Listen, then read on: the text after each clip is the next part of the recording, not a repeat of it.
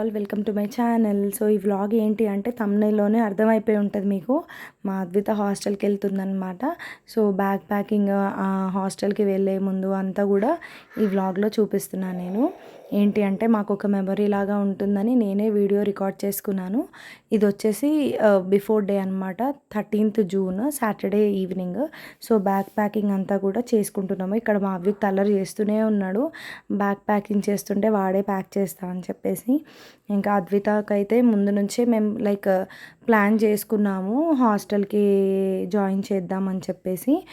And ఇక్కడ బావ అయితే అన్నీ కూడా అరేంజ్ చేస్తున్నాడు. బ్లాంకెట్స్ వాటన్నిటికీ ఏంటంటే వీళ్ళ హాస్టల్కి ఒక నెంబర్ ఉంటుంది కదా, ఆ నెంబరు ఇట్లా స్టిచ్ చేస్తున్నాము. వాష్ చేసినా కానీ ఊడిపోదు కదా, అందుకని చెప్పేసి. ఇంకా అద్వితానికైతే వాళ్ళ డాడీ షూ లేస్ టై చేయడం కానీ ఇవన్నీ చూపిస్తున్నారు.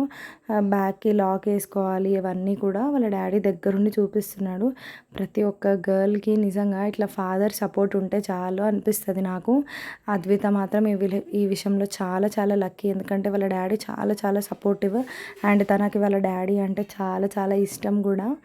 సో ఈ వీడియో తను వెళ్ళిపోయిన తర్వాత ఇంకా నేను ఎడిట్ చేసి అప్లోడ్ చేస్తున్నాను.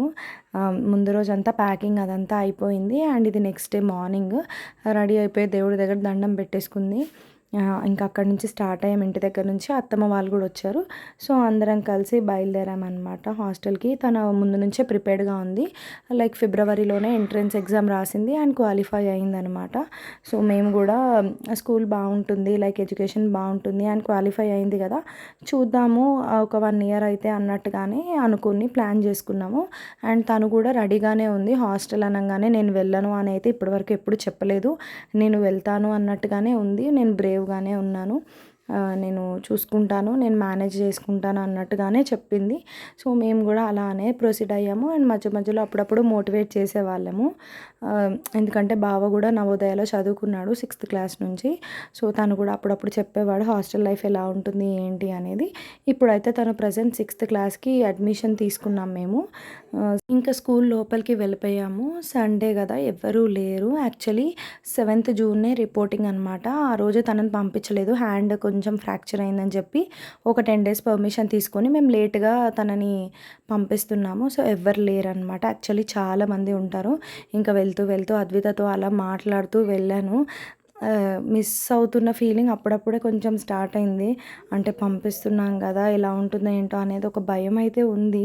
తను స్ట్రాంగ్గానే ఉంది ముందు నుంచి కూడా. ఎందుకో అది కొంచెం అనిపించింది నాకు. అసలు ఏడవద్దు అనుకున్నాను, బట్ వెళ్ళంగానే కొంచెం సేపటికి తను ఏడ్చింది.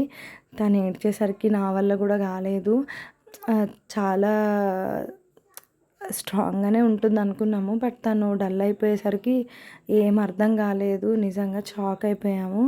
ఇంకా తను ఏడ్చేసరికి ఆటోమేటిక్గా వాళ్ళ డాడీకి, నాకు, అత్తమ్మ అందరం ఏడ్చాము. బాగానే సపోర్ట్ అయితే చేసాం, తనని గైడ్ చేసాము. స్ట్రాంగ్గానే ఉంటా అనింది. ఇంకా మనకైతే లోపలికి వెళ్ళనివ్వరు. అక్కడ ఫార్మాలిటీస్ అయిపోగానే లోపలికి వెళ్ళిపోయింది తనైతే. ఇంక ఇవాళ అసలు గడవడం చాలా కష్టంగా అనిపించింది. ఇంటికి వస్తుంటే కూడా అదే గుర్తొచ్చింది. మళ్ళీ తనే గుర్తొచ్చింది.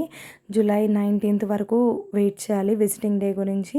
సో చూద్దాం తను ఎలా ఉంటుందో, ఎలా వస్తుందో ఇంటికి.